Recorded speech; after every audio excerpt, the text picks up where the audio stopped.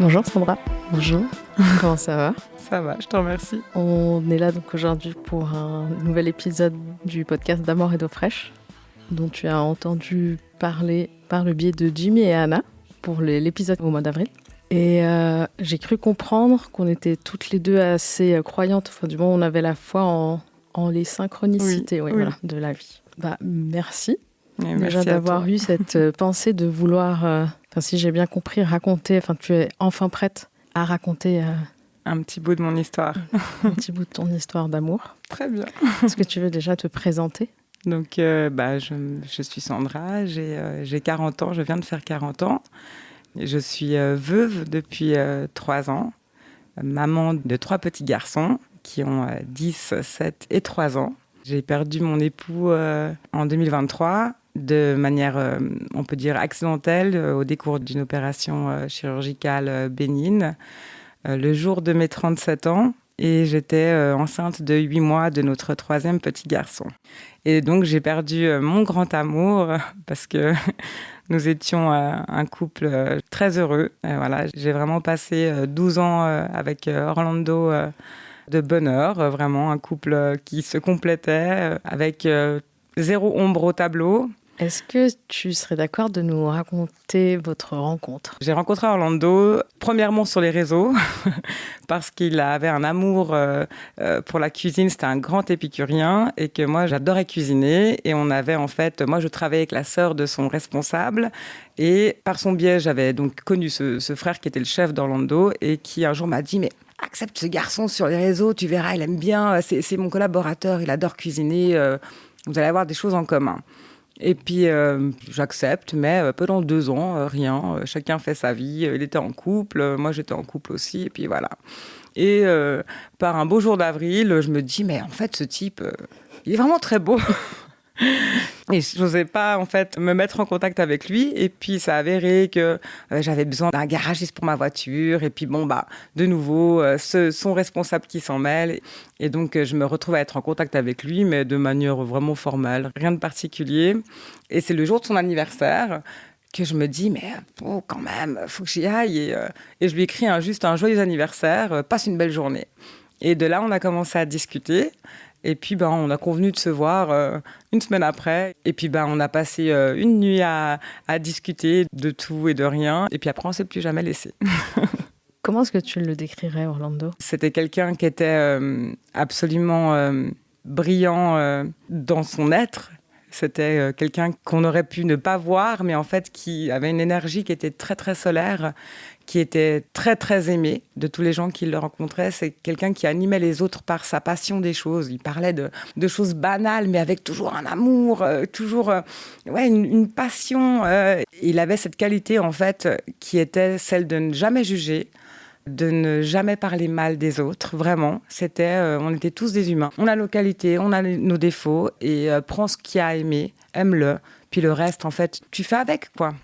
Enfin, tout ce qui touchait, il le transformait. C'était vraiment un magicien, un grand alchimiste. Et on dit que la mort, elle gomme les erreurs. Et en fait, c'est pas le fait qu'il soit plus là qui me fait parler de lui comme ça. C'est quelque chose qui, pour moi, est vraiment véridique. Où est-ce que vous en étiez dans votre vie avant cette opération? On était dans cette vie de famille où on avait 2 petits garçons et puis un petit 3e qui arrivait par surprise quand je lui avais dit « Ok, on arrête, je veux pas de 3e, je t'embêterai pas avec ça. » Parce que lui me disait « Oh, je vais avoir 40 ans, encore un, tu crois pas que c'est un petit peu trop, je serai un vieux papa. » On avait cette chance d'avoir pu avoir une maison, on avait cette maison que lui rêvait d'offrir à ses enfants. On était un couple qui était vraiment très complice. Donc non, on était vraiment dans un truc, on va avoir notre bébé. On a nos 3 petits garçons, ça va être dingue. Et voilà, quoi. Pourquoi a eu lieu cette opération? Il avait un petit souci, mais vraiment rien de grave. Vraiment, c'était une intervention qui devait durer 6 minutes. C'est un peu moi qui lui ai dit « Ouais, t'as un peu ce désagrément, tu crois pas que tu peux t'en occuper ?» Alors lui était quelqu'un qui n'aimait pas du tout les médecins. Ça lui faisait peur, il n'aimait pas le sens, ce genre de choses. Puis il n'aimait pas un peu ce côté, le médecin, c'est lui qui sait. Ce côté un peu arrogant d'avoir le savoir. Et ça l'agaçait beaucoup. Mais moi, je l'ai poussé en lui disant, mais écoute, il faut. Et puis, il avait pris 3-4 mois avant la date d'opération, cette décision-là, en revenant, en me disant, écoute, j'ai 0,01% de chance de mourir de cette opération. C'est ce qu'il m'a dit. Je vais le faire. Parce que c'est quelque chose qui l'inquiétait ? Pas particulièrement. On a rarement parlé du fait de pouvoir mourir. Donc non, ça l'inquiétait pas plus que ça, mais il y avait quand même cette possibilité-là. Quoi. Mais il revient quand même avec cette information qu'il y a 0,001% de chance. Oui, il revient avec un schéma en me disant il va se passer ça, il va me faire ça. Ma convalescence, elle est de temps. Et puis voilà. Tu te souviens de ce jour ? Ah oui. Je me rappelle surtout de la veille, qui était un jour où il était un peu pas lui. C'était quelque chose qui l'inquiétait, sans l'inquiéter, mais il disait rien. Donc, il a perdu son téléphone, il l'a laissé sur le scooter, il a roulé, il est tombé. Puis donc, il m'écrit depuis le travail, j'ai perdu mon téléphone, je me cherche à me joindre, mais je dois appeler l'anesthésiste. Enfin, tout un truc. Et puis voilà. Et il est rentré le soir. Et là, on a eu une conversation. Et toi, comment tu t'es sentie la veille, le jour ? Est-ce que tu as pressenti des choses ? Est-ce que tu as senti des choses différentes, justement, que d'habitude ? À part lui vraiment pour moi qui était, je dirais, à l'ouest, vraiment. Non. Et puis j'avais ce truc de pensée magique de non, ne pense pas, ce n'est pas possible.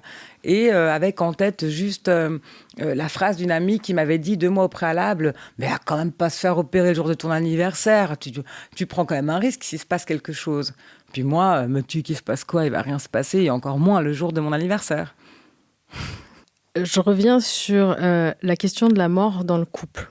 Est-ce que c'était un sujet justement ou pas dans votre couple, la mort ? Ça ne l'a pas été, vraiment, à part quelques fois abordé brièvement parce qu'il voyageait quelques fois par année pour son travail, il allait loin, puis que je disais s'il se passe un truc, je dois faire quoi ? Parce que il gérait, il m'a vraiment offert une belle vie en me laissant arrêter de travailler, laisser reprendre des études, et puis quand j'ai repris mes études, je me suis un peu détachée de toute cette partie un peu administrative, et puis je lui disais juste mais je fais quoi, c'est comment, et puis lui il répondait mais déjà il arrive rien, et puis au cas où il me disait tel ou tel truc, mais c'était vraiment très bref. Et puis non, vraiment dans mes souvenirs, à part que moi j'avais cette intime conviction que je mourrais avant lui, et ça c'est quelque chose qui était très fort en moi.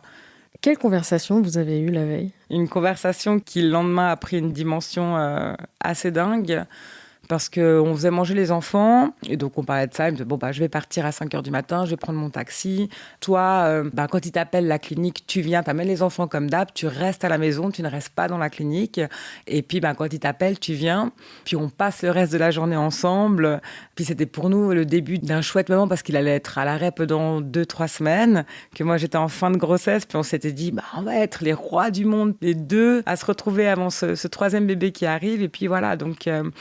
Mais d'un coup, il se retourne, il cuisinait, puis il me dit « Si je meurs demain, il faut que tu fasses ça. » Mais vraiment sérieusement. Puis je lui dis « Quoi ?» Et là, il me dit « Tu vas chez mon employeur et tu fais ça. Tu ne t'inquiètes pas pour l'hypothèque de la maison, il va se passer ça, ça, ça.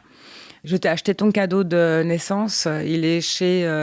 tel bijoutier et il est payé et tu vas le chercher. » Mais tout, il me fait une liste et puis moi j'écoute, comme j'ai passé ma vie à tout ce qui était administratif, à l'écouter d'une oreille. Puis tu me pompes tes impôts, tes machins, ça m'agace. Puis là vraiment je l'écoute d'une oreille, puis au bout d'un moment je le regarde, puis les larmes aux yeux me montent et je dis mais t'arrêtes ou bien tu vas pas mourir demain. Et je lui dis mais qu'est-ce que tu veux que je fasse ? Si tu meurs demain, ma vie elle est finie. Et je me lève et puis j'essuie mes larmes et puis je prends les enfants, puis on continue la soirée, et voilà. Et on regarde la télé, et puis voilà, on se couche comme si demain allait être un jour comme les autres. Et puis il se lève à 5h du matin, et donc il se prépare, il appelle son taxi, et puis il voulait même pas que je me lève du lit. Donc je descends les escaliers, je l'amène à la porte d'entrée, et je le vois parce qu'il a une tête de quelqu'un qui est profondément triste.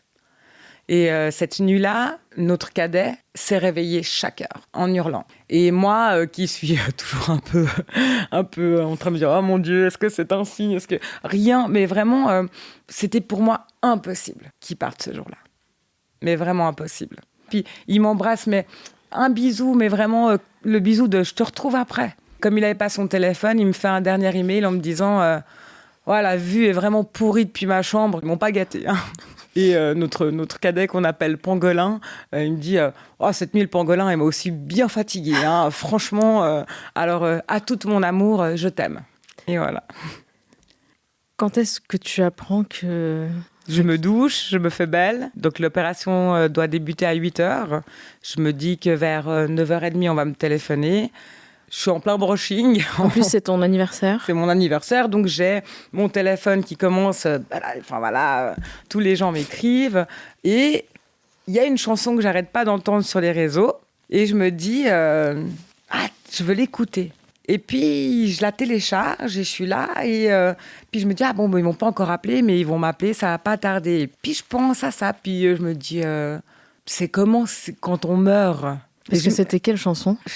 Je peux même plus l'écouter. Ouais. Je crois que le titre, c'est Home. Et qu'il dit dans cette chanson qu'il aimerait rentrer à la maison. Je vois tout à fait la chanson. Et je me rappelle qu'il est 9h50 quand je l'écoute. Et je finis de me préparer. Je me fais vraiment très jolie en me disant, je vais retrouver mon amour et mon téléphone sonne. Et c'est la clinique et c'est l'anesthésiste qui me dit, est-ce que vous êtes dans le bâtiment ? Et je réponds que non, que je suis chez moi. Et elle me répète, est-ce que vous êtes dans le bâtiment ? Et je lui dis, écoutez, non, je suis chez moi. Qu'est-ce qui se passe ? Et elle me dit, il faut que vous veniez. Rapidement. Ok, je dis, est-ce que vous pouvez me dire ce qui se passe ? Et elle me dit, il faut que vous veniez vraiment rapidement. Et là, je lui dis, écoutez, moi, j'ai mes 2 enfants qui sont à la crèche à l'école. Je suis enceinte de 8 mois et j'ai besoin pour venir que vous me disiez ce qui se passe. Donc, elle me dit que ça se passe pas très bien. Et je lui dis, et je me rappelle, parce que je marche en discutant et je vais dans la chambre de mon fils et c'est un mois de janvier, mais il fait très, très beau. Et je regarde le Jura et il y a cette lumière du soleil d'hiver. Et là, je lui dis, mais il est mort.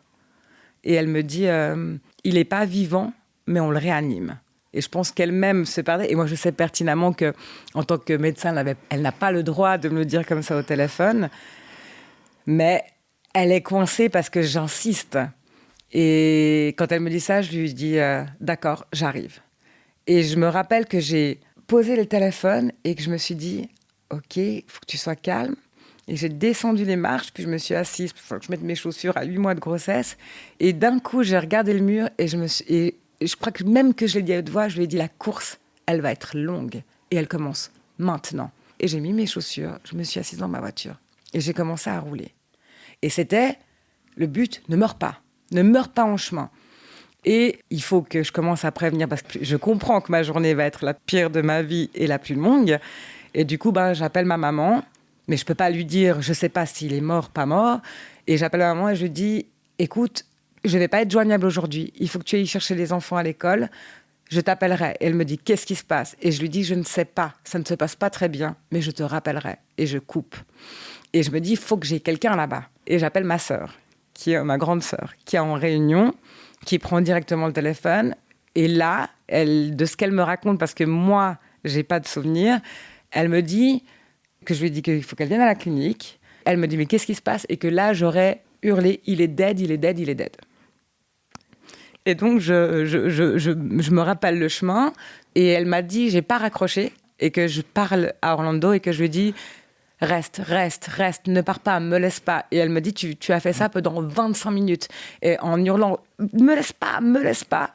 Et quand j'arrive à la clinique, je suis sur le parking, je gare ma voiture, ma sœur est sur le rond-point et elle me regarde, on se regarde et elle me fait, on n'y va pas. Et là, je la regarde et je fais, oh oui, on va y aller maintenant. Et quand je rentre, je vois ne serait-ce que les gens de l'accueil, leur tête, et je comprends qu'il s'est passé quelque chose de grave. Et pourquoi ta sœur, elle dit on n'y va pas ? Parce qu'elle avait compris, mais elle ne pouvait pas.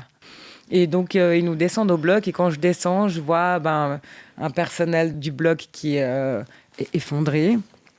Ils m'installent dans un salon en attendant les médecins. Et voilà, et je me retrouve dans cette salle avec mon gros ventre et ma sœur à côté. Et on m'annonce le décès de mon mari. Qu'est-ce qui se passe après ça ? Je deviens 2 personnes. Je deviens la Sandra qui regarde l'humanité. Donc les humains, dans ce qu'ils sont, dans comment ils réagissent. Et l'autre partie qui est waouh, ça va être quoi maintenant ? Et en fait, C'est assez dingue parce que c'est vraiment en même temps dans la tête. Donc, je regarde ce médecin en me disant « Ah bon, bah ok, il est mort ?» Et vraiment, et ma sœur, elle m'a dit d'un coup, voilà, il faut répondre à des questions, il faut voilà, un peu discuter. Et d'un coup, elle me dit « C'est comme si tu voulais te taire. » Et c'était je vais rester silencieuse, je vais écouter ce que vous avez à dire, mais j'ai rien à dire de plus là-dessus. Parce qu'il y aura d'autres choses qui apporteront des réponses et que c'est pas le moment et que là-dessus, je peux pas avoir d'avis là maintenant. Et puis, dans ma tête, il y a « Ah, t'es un petit peu enceinte quand même. Ah, bah tiens, tu vas avoir un bébé toute seule. Et puis, ce soir, tu vas rentrer et puis tu vas devoir dire à tes enfants que leur papa est mort. » Et donc, j'ai dû rester à la clinique toute la journée parce que y a la police qui doit venir, il y a beaucoup de choses. Donc, je me retrouve dans un bureau avec autant un personnel soignant qui est entraîné pour ce genre de moment, autant des gens qui s'occupent que de l'administratif, qui sont complètement maladroits, absolument incroyables dans leur humanité. Hein. Et là, je vois en fait des pans de ma personnalité qui sortent en me disant... Ah, mais tu vois, t'arrives même à accepter sa maladresse, quoi. Ça me fait même pas de la colère. Intérieurement, je me marre. Mais parce que j'arrive à me dire, ces gens sont sous le choc. Ces gens, mais ils sont encore plus sous le choc que moi. Que moi, c'est vraiment tombé net, c'est ancré, c'est comme ça. Et après, j'ai un contrôle pour mon bébé, pour voir si tout va bien. Et là, ils me disent en milieu de journée, ils me disent, il va falloir y aller. Et je leur dis, mais écoutez, moi... il y a une chose que je peux pas faire. Il a des parents. Et je vais pas, moi, à 8 mois de grossesse, aller annoncer à mes beaux-parents qu'ils ont perdu leur fils.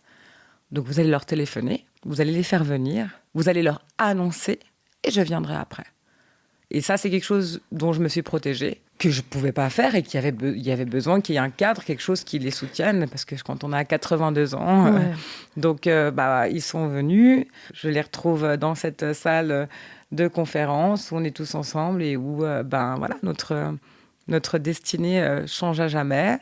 Et après qu'on ait pu discuter avec les médecins, je me retrouve sur le parking avec mes beaux-parents, ta sœur, ma sœur, ma belle-sœur et mon beau-frère, mon gros ventre et la personne qui est dans les soins qui nous accompagne toute la journée, un sac plastique avec des affaires et avec une alliance qu'on me donne.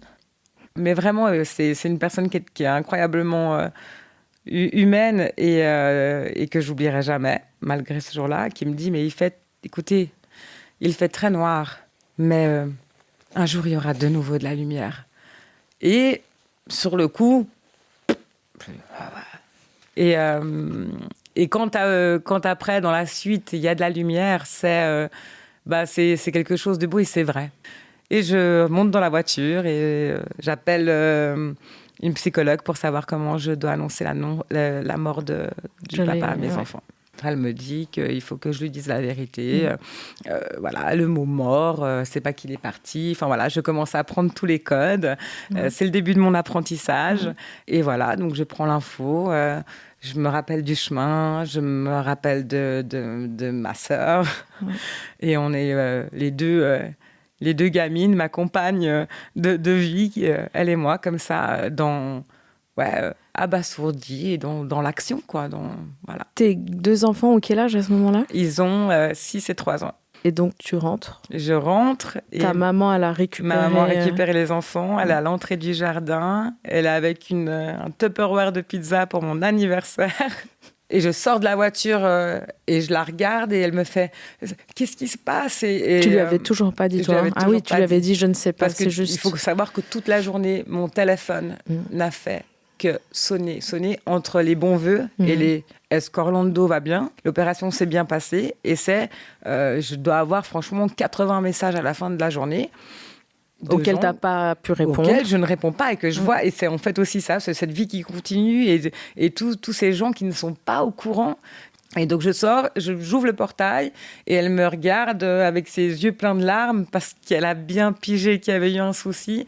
Et je la regarde et je lui dis c'est fini, il est mort. Et je me souviens parce que je m'en veux, parce que mes parents aiment profondément leur beau-fils et qu'ils m'aiment moi, donc parce que je les ai pas ménagés. Parce que c'était comme si du coup il y a toujours ce rapport parent-enfant, comme si c'était la colère qui monte. Ben tiens, toi tu peux la prendre de moi. Et donc je balance ça et je dis je vais leur annoncer vous restez dehors. Et je rentre et je monte et je prends mes fils, je les amène dans la chambre et je me pose par terre et je leur dis écoutez, vous vous souvenez, papa ce matin il avait une opération et ben ça s'est pas très bien passé. Je sais pas vraiment précisément ce qu'il y a. Je vous le dirai le jour où je saurai, mais il est mort. Et là, mon aîné crie oh non, oh non, oh non, et comme s'il lui mesurait. Mon cadet qui a 3 ans, il comprend pas. Et voilà. Et après, c'est un peu le vide dans mon esprit. Genre, mes parents sont là, qu'est-ce qui se passe, on discute, mais d'un coup, il y a tout qui commence. Et là, je dis, écoutez, je dois vous laisser, je dois appeler son travail. Il faut que je leur dise qu'il est mort. J'étais très brute au début quand je disais. C'était vraiment le mot, il est mort. Et avec vraiment ce côté très détaché. Et comment vous commencez à vivre cette nouvelle vie ? Bah les premiers jours, c'est violent parce que ça devient concret. Donc le premier matin, quand je me suis levée, j'ai cette sensation que c'était un rêve, que c'était pas vrai. Puis je reçois une photo de ses copains qui sont dès 10h au bar. Mais même eux, je pense qu'ils étaient sous le coup un peu sonnés parce qu'ils sont souriants avec une bière, mais on se souvient de lui. Puis voilà, puis moi, waouh, c'est joli. Ça sonne à la porte et là, je vois mes amis qui débarquent, qui ont les yeux pleins de larmes. Et puis, mais en même temps, il faut organiser les obsèques. Et puis, moi, je dois commencer en fait à réfléchir parce que je travaille pas à ce moment-là. Puis t'es enceinte. Je suis enceinte. Puis qu'en fait, j'ai l'impression que je vais tout perdre. Parce que j'ai aucune idée de ce qui se passe, de comment et pourquoi. Et toute cette partie administrative, d'un coup, prend la place sur l'émotionnel. Ouais, ce qui fait retarder un peu le deuil, ou du moins ça le biaise. Ça le biaise beaucoup, parce qu'on a une énergie un peu de guerre. Puis moi, c'était particulier, il y avait vraiment tout plein de choses à penser, mais je me vois fonctionner hyper bien, un bon robot. Et puis arriver à comprendre, ok, il y a ça va se mettre en place. Et puis c'est un monde qui est vraiment inconnu, mais c'est un monde qui est très vaste. Et si on n'est pas accompagné, si on n'a pas de l'aide, enfin voilà, moi je pense à mes consoeurs veuves, même aux veufs, et je me dis, j'espère qu'elles ont toute la chance que j'ai eue, parce que dans mon malheur, j'ai eu beaucoup de chance. Et est-ce que ce que Orlando t'a dit la veille a résonné en toi? Ah oui. Toute la journée et tous les jours qui ont suivi, j'imagine. Il y a tout. Et puis, et les autres choses qu'il m'a dit, voilà, tout ce qui tout ce qui me saoulait, voilà, même les impôts, la manière. Alors lui, c'était quelqu'un, voilà, il travaillait dans la finance, c'était quelqu'un qui était très prévoyant, qui avait la valeur des choses, qui avait la valeur de l'argent et qui travaillait dur, qui m'avait enseigné des choses bien précises. Alors, il me les a enseignées d'une oreille, enfin, où je l'écoutais d'une oreille, mais là, du coup, tout me vient. Et je me dis, OK, alors, j'ai fait mais des choses, voilà, mais j'avais même pas le code de nos cartes bancaires. Et là, ça commence où je me dis, mais alors toi, mon gars, t'es de l'autre côté. Mais alors, tu vas m'aider. Tu vas être mon binôme. Et là, moi, j'ai commencé Ouais, c'est notre aventure. Moi, je l'appelle l'incroyable aventure du ciel et de la terre. Mais c'est parce que elle est encore belle maintenant. Parce que moi, je forme un binôme avec mon mari qui n'est plus physiquement sur Terre, mais qui ne m'a jamais quittée. Jamais. Justement, je vais revenir un peu sur les enfants et toi, votre vie depuis. Alors, sur le côté logistique, c'est très fatigant, c'est beaucoup de responsabilités, peu de temps, je suis plus la maman que j'étais. Mais autour de la mort de leur papa, autour de cette famille que l'on est, on est avec ce papa qui est là, qui n'est pas là physiquement, qui est bien mort, et on le répète, il est mort souvent. Enfin, en fait, c'est son amour qui ne nous quitte pas. Et c'est assez beau parce qu'en fait, je trouve horrible de ne pas parler de quelqu'un qu'on a perdu, parce que pour moi, c'est le faire partir à jamais. Nous, on parle de lui en riant. On regarde des vidéos et on se marre. On le fait des fois on le fait pas. Mais ce papa, il est raconté par leur maman, mais il est raconté par leurs grands-parents, par les potes de leur papa, par les gens du travail de leur papa. Et c'est magnifique parce que du coup, il avait aussi une identité qui était très marquée par ses passions. Puis en fait, ils ont tout. Et puis Alors, on a des rituels. Par exemple, pour la date du décès, c'est mon anniversaire. Alors, moi, je fais quelque chose toujours au cimetière. Je rends toujours un hommage. Souvent, ils veulent pas venir. Mais je leur dis, mais je mets telle chanson. Puis je vais dire ça. Mais eux sont très focus sur le fait que c'est mon anniversaire, ce qui est assez joli. Ce qui contraste, en fait, un peu la tristesse de cette journée. Même si, vraiment, avec le peu de recul que j'ai, mais 3 ans après... C'est pas cette date de décès qui est si difficile à vivre. Par exemple, moi, c'est le jour de son anniversaire. Et ça me prend. Et j'ai beau chercher pourquoi, je n'arrive pas à mettre des mots sur l'émotion qui m'habite. Et pour son anniversaire, je réunis tous nos amis. Et puis, je gonfle 60 ballons, on écrit des mots dessus, et puis on lui envoie les ballons au ciel. Oh, c'est trop stylé, c'est chou. Et c'est un moment qui est joli. Alors, je mets une table, je mets son cadre avec sa photo, et on rit et on pleure. Mais ce qui est incroyable, c'est que quand on est tous ensemble, on se marre autant qu'on pleure, puis on a tous nos moments, puis quand on en attrape un qui a les yeux un peu humides, on se prend la main, puis on se rappelle quelque chose, puis après, voilà, c'est pas pesant comme on peut imaginer, moi je trouve que qu'on peut en faire quelque chose de beau, de pas forcément triste, parce qu'en fait, moi je suis triste, je suis grisée, je suis à l'intérieur, mais moi son amour, il me quitte pas. Et je me sens profondément aimée. En fait, ça me rend heureuse d'avoir cet amour-là. Parce que c'est dingue. Donc là, il est là avec nous? Ah ouais. Moi, oui. Parce qu'en fait, moi, je le sens par la jambe gauche. Ok. Comme si on me touche. Ouais. Donc justement, ça va revenir aux signes que tu reçois peut-être. Alors, les signes. Voilà. Alors, donc, très cartésienne d'éducation. Hein. Lui et moi, on a été élevés vraiment dans un truc très cartésien. Mais je crois qu'on était assez perchés, malgré nous. Moi, plus que lui. Donc, oui, moi, très signe. Lui, nous, moi, enceinte de ce 3e enfant j'ai eu une très grande peur quand je suis tombée enceinte que j'avais jamais eu. Et je me dis toujours a posteriori, est-ce que il n'y avait pas quelque chose qui se trame à l'arrière. C'était une panique, alors que être mère, c'était la chose que je savais le mieux faire et que dans ma vie, je savais que je réussirais ma maternité et j'avais peur de rien. Et ce bébé-là m'ébranle intérieurement et il est dans le jardin, il passe la main dans le gazon, puis il soulève un trèfle, puis il me dit « Ah, tiens, t'as ta réponse, regarde, un trèfle à 5 feuilles. » Alors les signes, pouf. Maintenant. Alors j'ai eu un pan. Ok. Je joue au foot avec mon fils et j'ai un pan. Donc, j'habite au Grand Saconnet. Je veux dire, voilà. Mais dans ton jardin, il y a un pan? Dans mon jardin, devant le portail, il y a un pan. Un jour, à 17h, comme ça. Oh, waouh. Ah, c'est incroyable. Donc, moi, il est là, c'est lui. C'était fou. Et t'as regardé la symbolique du pan? Oui, j'avais regardé toute la symbolique. Ouais. Alors après, moi, je regarde toutes les symboliques. Alors, j'ai une grande perte de mémoire. Mais sur le moment, on s'en souvient, c'est ça qui est important. C'était dingue. Ouais. Le jour le premier anniversaire, son anniversaire qu'on a fêté, qui aurait dû être ses 40 ans, j'ai un voisin qui fait beaucoup la fête. Et donc, tout le monde commence à partir, c'est 22h. Et je sors dans le jardin et mon voisin écoute du Led Zeppelin à fond, et c'est la chanson sur laquelle on fait notre entrée dans la salle à notre mariage. Voilà. Incroyable. Et là, je me dis, salut mon gars, je suis là, j'ai bien compris, j'ai entendu, voilà. Est-ce que quand tu as des questions ou des problématiques, tu te connectes à lui Et je me suis connectée pour avoir le code de son e-banking. Sérieux? Alors, les premiers jours, très compliqués. Et on passe 2 soirs avec son meilleur ami à faire toutes les combinaisons possibles. Puis un soir, la mort dans l'âme, il me dit, écoute, stop, Tonia, on n'y arrivera pas. Laisse tomber. Voilà. Il nous reste 2 possibilités. Alors, ne tente pas, essaye de faire reposer le tout. Le lendemain, je dois aller à la morgue, je dois chercher ses habits, j'y vais. Là, ça aussi, ce jour-là, je veux te dire, parce qu'il y a eu quelque chose. Et puis, je pars choisir l'emplacement où il va reposer.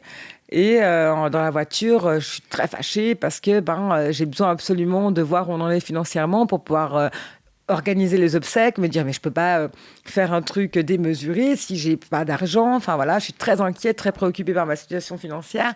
Et je suis sur le pont Butin et je lui dis écoute, maintenant tu vas me filer ce code, hein, ça suffit. Et je rentre et son meilleur ami revient et j'ouvre l'ordinateur et je dis, je crois que je l'ai. Et il me dit, non, tu ne l'as pas, arrête et tout. Je dis, oui, je l'ai. Et je le rentre et ça fonctionne.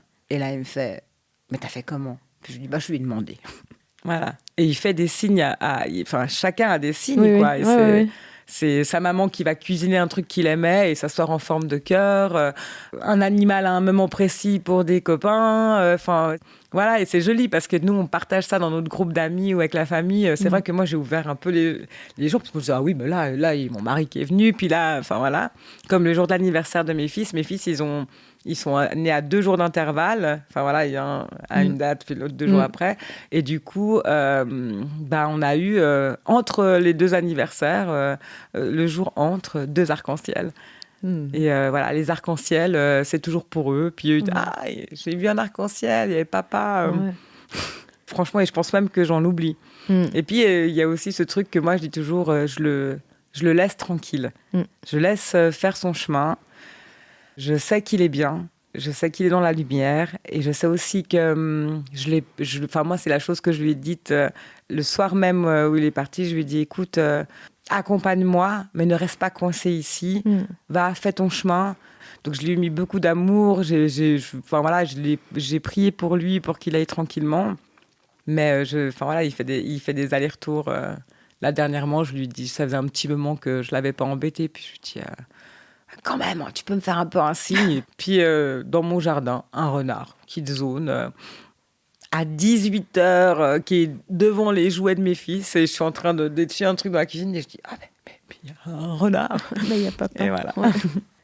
Comment est-ce que tu perçois la mort aujourd'hui? Je crois que je chemine encore par rapport à ça, à si j'ai peur ou pas.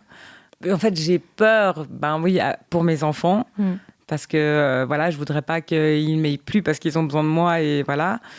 Mais en même temps, j'ai pas peur parce que je sais que je vais le retrouver et ça rend la vie plus légère en fait. Mais j'ai pas envie de le retrouver maintenant. Voilà, je crois qu'on avait signé lui et moi pour cette vie-là, de cette manière-là. Il y a quelque chose que je dois faire de cette histoire et on va me prendre pour une grande perchée, mais voilà, je crois qu'on a signé notre entourage, nos enfants, nous pour ça.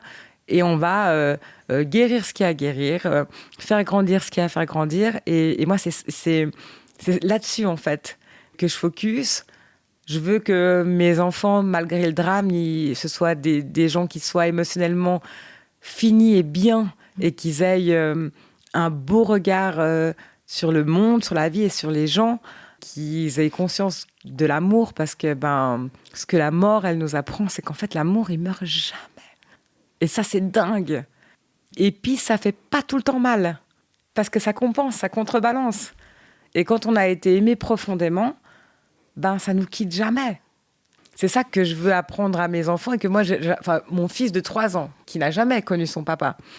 Mais il y a un jour où il m'a dit, mais moi, il adore papa. Et je me suis dit, mais t'as fait un job de dingue. Parce que cet enfant aime son papa. Et il en parle, parce qu'on parle beaucoup de lui, il a 3 ans, il me questionne sur des choses qu'un enfant de 3 ans... Il m'a demandé dernièrement si moi j'allais partir au ciel. Et un enfant qui vient de faire 3 ans il y a 3 semaines, c'est quand même pas une question qui le traverse. Et il me parle de son papa, ce qu'il aime faire, ce qu'il aimait, les montres, les motos, voilà. Et donc on parle de lui, il apprend à le connaître à travers ça. Et je dis toujours, papa, il aimait ci, il aimait ça, mais il aimait toi. Et papa, il n'a pas choisi de partir, il n'est pas parti, il est mort. Mais papa, il te voulait profondément quand tu étais dans mon ventre. Il te donnait beaucoup d'amour, il mettait sa main, tu donnais des coups. Et d'entendre un enfant qui dit qu'il adore son papa alors qu'il ne l'a jamais connu, c'est incroyable. Et j'ai cette sensation de réussir en fait à leur donner l'amour d'Orlando.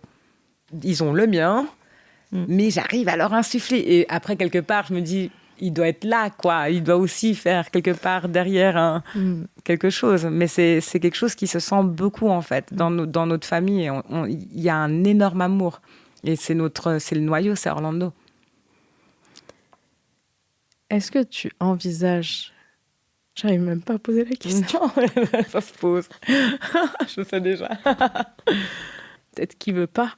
Ouais, si, il veut. Ok. Et toi, tu te sens prête Mais justement, en parlant d'amour, est-ce que tu te sens prête à revivre l'aventure avec quelqu'un d'autre, à peut-être constituer une suite de famille? Moi, quand il est décédé, je voulais pas entendre parler d'un autre homme.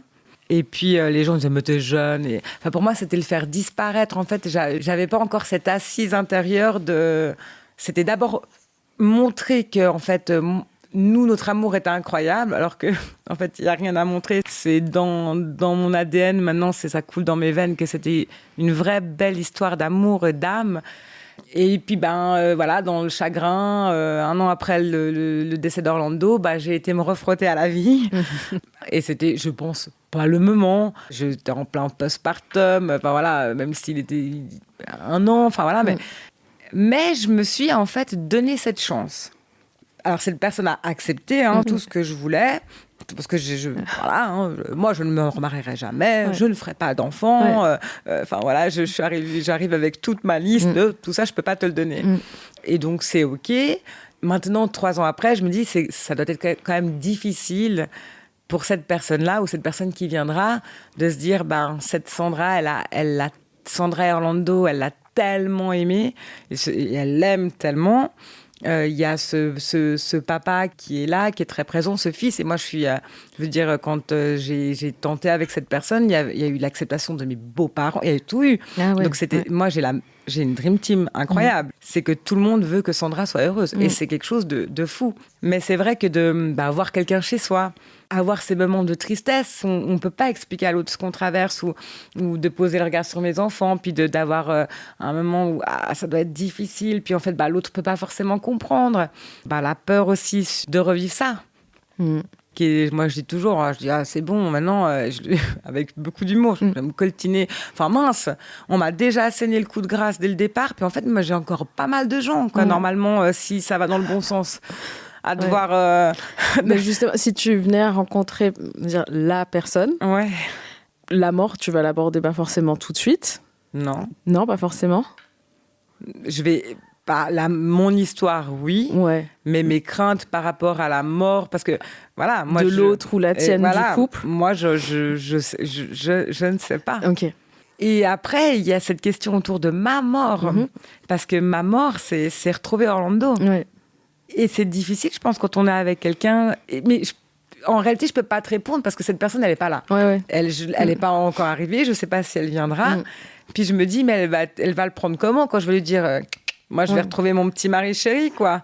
Alors que je vais certainement, si quelqu'un vient, je vais peut-être vivre plus de temps avec mon deuxième chapitre que le premier sur Terre.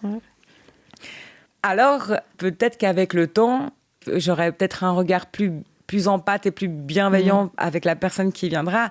J'ai aussi plus de conviction et de certitude. Alors, par contre, oui, il n'y a pas de vie sans Orlando, il n'y a pas ça. Et puis, on ne peut pas être jaloux de quelqu'un qui n'est pas là. Il y a pas de place à prendre, il y a juste à vivre et à venir profiter du spectacle parce que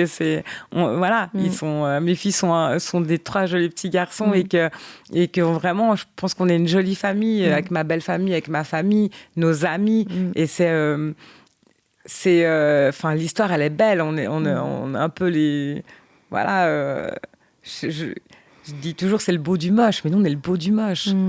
Et on se le dit des fois, t'as vu ce qu'on a fait, t'as vu comme on réussit, on fait Noël, on sait si, on fait tout, et c'est chaque fois la victoire, on en parle. Donc cette personne, j'espère qu'elle l'acceptera et qu'elle aura un petit peu d'amour pour lui parce qu'il le mérite vraiment. Mais je sais pas comment je serai, comment j'arriverai à lui dire que ce sera aussi un moment. Parce que moi, je dis, je vais être enterrée avec Orlando. Ça, les gens, ils le savent. Voilà, je prends ce que je dis, OK, il est là, mais est-ce qu'on peut mettre un deuxième cercueil? Parce que moi, je dois reposer avec mon mari, c'est très important pour moi. Mes fils le savent. Oui, les gars, maman, elle va aller là. Pas tout de suite, mais voilà. Et non, je sais vraiment pas. Et peut-être qu'en fait, j'aurai un amour très grand pour lui et puis que ça changera. J'ai pas envie de me fermer en fait à quelque chose. Ce qui est sûr, c'est que ce lien que moi j'ai avec Orlando, il est indéfectible. Voilà, et il est là et il sera là jusqu'à mon dernier souffle, c'est sûr. Qu'est-ce que tu aimerais que les gens comprennent du veuvage, si tu voulais qu'on comprenne quelque chose? C'est beaucoup de choses. C'est avoir besoin de tellement de gens autour, puis en fait de tellement avoir envie de retrouver de sa vie d'avant, donc ça comporte de se retrouver seul, sans cette personne, mais dans cette réalité, donc un quotidien qui s'apparente le plus à ce qu'il y avait, donc moi seule avec mes enfants, mais avec une énorme solitude par moment, vraiment, parce que les gens ont leur vie et que on peut pas toujours avoir quelqu'un avec soi. Il n'y a rien qui est défini. Il n'y a pas un jour qui est le même où on peut dire je suis triste, pas triste. D'être veuve et maman, c'est chaque seconde où on voit un enfant faire quelque chose. Et moi, j'ai en plus eu une naissance toute seule, sans papa. J'ai eu un postpartum sans papa. Donc j'ai eu des nuits blanches. J'ai eu les premiers pas, j'ai les premiers mots, c'est quelque chose qui est difficile vraiment, mais que je pense que chacun après l'aborde comme lui, mais moi qui me fait avoir les yeux qui piquent plusieurs fois par jour, on n'a pas. C'était une amie qui m'avait dit, ma grand-mère quand elle a perdu son mari, elle a dit mais ce qui est triste quand on n'a plus son mari, c'est qu'on n'a plus personne avec qui parler de nos enfants. Et être veuve, c'est ça, c'est qu'on n'a pas ce conseil, on n'a pas cette discussion, et on surfe sur une vague. Et alors je crois que les femmes, moi de ce que je vois un peu des veuves sur les réseaux, j'en connais quelques-unes, on est forte quoi, mais intime, dans l'intimité c'est pas ça. On est un peu bancal et puis on sort sur la vague. Et je crois que le deuil et pas que le veuvage, c'est une vague qui vient et qui nous prévient pas. Et moi, je dis toujours, je me suis fait cueillir, mince, ça m'a pris là, je m'y attendais pas. C'est dur. Et je suis quand même devenue une autre personne, mais j'aime beaucoup cette personne que je suis devenue. Et c'est aussi, malheureusement, à cause du drame. Le deuil m'a rendue meilleure. Le deuil m'a rendue libre. Il me laisse être libre d'être qui je suis. Voilà, de parler et d'avoir pu ce jugement sur les gens. Les gens disent toujours oui, mais bon, moi c'est un petit problème comparé à toi. Puis j'ai toujours attends, moi ça me vient toujours de pester parce que je sais pas, je rate un bus, c'est un drame. J'ai encore ces trucs d'humain parce que c'est incroyable de les avoir. Mais quand on a le drame, et c'est quelque chose que j'ai discuté avec des amis, c'est qu'en fait le drame te rend libre et il t'offre une vision qui est différente, et tu n'oublies pas les petits tracas des yeux du commun des mortels. Mais quand tu retournes dans ton espace intérieur et puis que tu penses à ce que tu as vécu, ce que tu as traversé, à l'intensité, et tu te dis en fait gauche, c'est ok, je peux faire ça, mais c'est devenu très bienveillant chez moi. C'est pas go, je peux faire n'importe quoi et être méchante parce que je suis en colère. C'est go, il est humain, pardonne-toi d'avoir peut-être fait ça. C'est joli. Et il y a autour de la mort, il y a aussi ce truc que moi, je parle pour moi. Je peux pas parler au nom de quelqu'un d'autre, comme j'ai toujours. Moi, ma belle-maman, j'ai beaucoup de pudeur face à ça, mais moi, je la regarde toujours avec des yeux mais t'as eu le pire parce que t'as perdu ton fils. Moi, je sais pas ce que c'est. Comme je regarde mes fils et je dis, mais moi, je sais pas ce que c'est. Mon fils va avoir 10 ans ces prochains jours. Et je me dis, mais c'est quoi fêter 10 ans sans un papa ? Parce que moi, j'ai mon papa. Et c'est vraiment, comme je te disais au début, c'est un vaste sujet qui est riche, mais de par les que chacun a sa propre expérience. Moi, j'ai très peur de perdre ma maman. Parce que je me dis, je regarde toujours les gens qui perdent, je dis toujours, mais ça va, mais t'es comment ? Puis mes collègues qui ont perdu des parents, puis je me dis, ok, mais bon, ça va comme toi qui as perdu ton mari, tu vois, mais je me dis toujours, mais intérieurement, on parle de la mère, intérieurement, on parle du père. Ces gens qui nous font grandir, ces gens qui nous ont fait autant de blessures, qui les ont remplis d'amour, parce qu'ils nous en ont faites. Et c'est super beau, c'est dingue. D'avoir la chance aussi de les perdre quand on est un peu adulte, c'est aussi avoir le temps de voir ce cheminement d'enfant, de ce qu'on était, on devient adulte, ce regard qu'on a vis-à-vis d'eux. Mais moi, ça me questionne. Et moi, j'ai cette question, c'est comment je vais être, comment je vais le vivre. Et aussi parce que je vais perdre en tant que veuve ma fine équipe d'aide et que j'ai des gens qui sont mon soutien, mais qui est un soutien que sans ça, je suis sur les rotules. Je peux pas, mais pas égoïstement de fatigue. Mais c'est Juste que je peux arriver et puis en fait lever les yeux et puis les regarder, puis je sais que ma maman, je peux lui dire je suis triste, aujourd'hui je suis triste. Et que c'est un regard, une maman, elle me regarde et puis voilà, elle a le chagrin qui est, je pense, même plus grand que moi, par moment, de voir sa fille qui souffre. Merci Sandra. Et merci à toi. Merci Orlando. Et merci Orlando. Jusqu'à ce que la mort nous sépare. Cet épisode a été enregistré à Cornland Studio.